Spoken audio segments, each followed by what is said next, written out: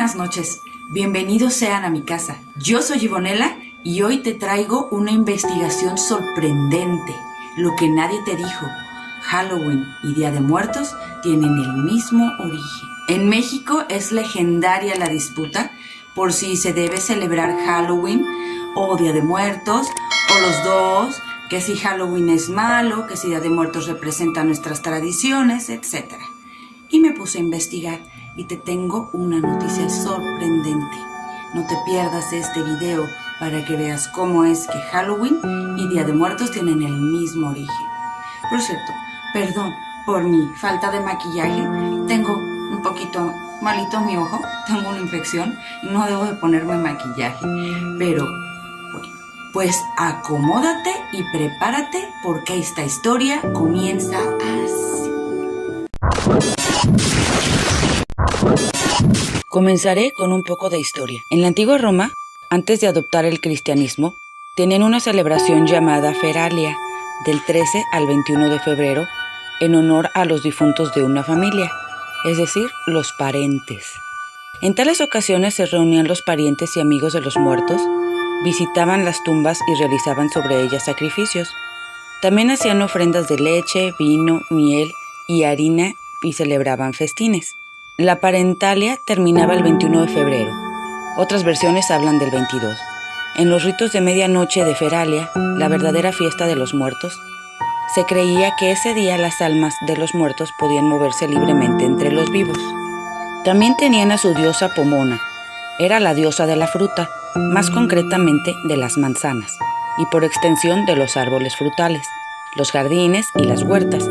Era una diosa únicamente romana y se asociaba generalmente con la abundancia, particularmente con la floración de los árboles en oposición a la cosecha. No tenía ninguna festividad, pero tenía en tutela el mes de septiembre porque en él madura la fruta.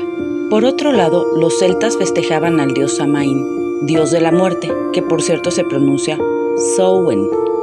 Los últimos días de octubre, ese era para ellos el final de un año y principio del siguiente. Era cuando festejaban la cosecha.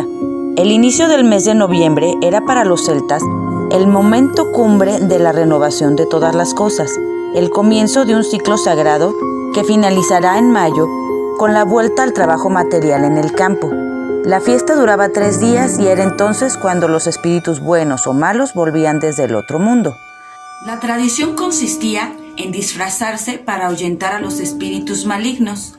La fiesta de Samhain era cuando se hacía el balance de todos los alimentos con los que se contaba, así como el ganado, todo lo que necesitaban para pasar un invierno muy duro. Otra tradición en Samhain, era que los niños recorrían los poblados recogiendo dulces, los cuales eran llevados a los druidas para que adivinaran el futuro, y en la celebración se llevaban a cabo sacrificios de hortalizas, animales y seres humanos. Los romanos, al ir conquistando territorio europeo, contactaron a los celtas. La idea de los sacrificios les parecía muy salvaje y la prohibieron. En su lugar adoptaron la festividad a Samhain, cambiando la fecha de la Feralia y adaptando festejos a Pomona, ya sin sacrificios. Cuando la Iglesia Católica se instauró, también instauraron el día 1 de noviembre como Día de Todos los Santos o Todas las Almas. Era cuando se celebraban misas por los muertos. Los irlandeses convertidos al catolicismo entonces cambiaron la celebración a Samhain por la víspera de las almas, Hallows Evening, que con el tiempo cambió a Halloween. En el otro lado del planeta, en el continente americano, multiplicidad de etnias como los mexicas, mayas, purépechas, totonacas, zapotecas, etc., hacían ofrendas no solo a sus dioses, sino también a sus muertos, y les hacían banquetes para que sus almas regresaran con ellos ciertos días al año. En el mundo terrenal, los muertos eran bienvenidos, pues aún seguían presentes en la memoria y el cariño de los seres cercanos. En el calendario mexica Tonalpohualli había al menos 3 festejos dedicados a los muertos en los meses de mayo, julio y agosto. Además de celebrarse a los muertos, para ayudarlos a su partida a Mictlán, también se les invocaba para pedirles ayuda. Cuando la Iglesia Católica llegó a convertir a los nativos, forzó a estos a adaptarse a su fecha de celebración de Todos los Santos el 1 de noviembre.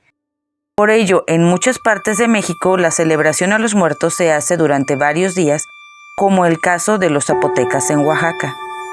La tradición en México de poner un camino de flores de cempasúchil, colocar tamales, pulque y camote en las ofrendas, adornar papel picado con calaveras, flores y otros motivos tradicionales, comer dulces de azúcar en forma de cráneos o panes con forma de cadáveres, se parece a algunas costumbres de la cultura prehispánica con sus tompantli llenos de calavera. Sin embargo, todos estos elementos no son invención de la cultura mexicana, así como tampoco las ofrendas que se colocan en la madrugada del 1 de noviembre. Provienen más bien de la Europa medieval y son costumbres católicas y profundamente jesuitas, incluso de origen romano. Estas son anotaciones de la doctora Elsa Malvido de la Dirección de Estudios Históricos del Instituto Nacional de Antropología e Historia. Las fiestas de Todos los Santos y de fieles difuntos son rituales que se inventaron en Francia en el siglo X por el abad Cluny, quien decidió rescatar la celebración en honor de los macabeos, familia de patriotas judíos reconocidos como mártires en el Santoral católico, el día 2 de noviembre, y dispuso el día anterior para celebrar a los santos y mártires anónimos, aquellos que no poseen nombre ni apellido ni celebración en el calendario ritual católico. Ese día de Todos los Santos, en los templos colocaban altares inmensos en los que colocaban reliquias que quieren decir, no sé, como objetos, cráneos, cabellos, tierra donde fueron enterrados o ropa que portaban los santos que cada iglesia tenía. Las reliquias y el relicario eran considerados intermediarios del hombre ante Dios, pues se podía negociar clemencia para que el cuerpo o el alma no fueran tan castigados. Es por ello que en México, mientras los indios eran enterrados en el atrio, la parte más barata, los acaudalados eran inhumados cerca del altar mayor, para asegurar una intercesión divina para la salvación de su alma. Precisamente por eso, en la fiesta de Todos los Santos, los católicos iban recorriendo diferentes iglesias, diferentes templos, diferentes altares, y iban contando cuántos llevaban para ir descontando de sus días, de sus pecados, según los altares que iban visitando. Finalmente llegaban al punto final, que era la Catedral Metropolitana. Antes de entrar, compraban allá afuera un pan dulce con forma de reliquia, el cual llevaban a la catedral para que el sacerdote lo bendijera, y entonces ese mismo pan lo llevaban a su casa y lo ponían ahí en una mesa junto con su santo familiar y frutas variadas. Ese es el origen del altar de muertos, el mismo que se pone en Argentina, Chile, Perú y algunos otros países, incluso en Sicilia, en Italia, donde además piensan que los muertos al regresar traen regalos para los niños. Esta es una tradición romana muy antigua. En el norte de España, en Galicia, los restos de los alimentos de la cena de Navidad son dejados sobre la mesa para que los parientes fallecidos vengan a comer. Esta tradición es todavía anterior, mucho más antigua que la otra. Todo esto que te cuento son parte de la investigación de la historiadora Elsa Malvido. Entonces, como podemos ver, el origen de Día de Muertos y de Halloween es el mismo. Es el sincretismo de ideas y creencias con el catolicismo romano. Me gustaría saber tú qué piensas de todo esto que te he contado. Cuéntame, ¿tú qué celebras? ¿Halloween o Día de Muertos? ¿Cómo celebras tú Día de Muertos o Halloween? ¿O cuál es el que festejas tú?